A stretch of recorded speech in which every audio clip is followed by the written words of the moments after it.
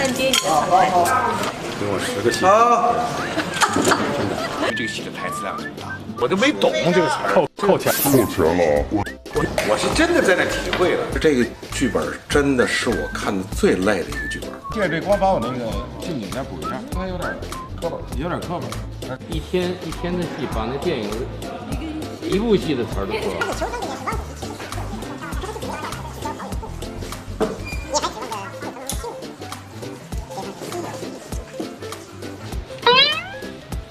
没事，你再见我。全景说的老，但是就是近景说的。嘿。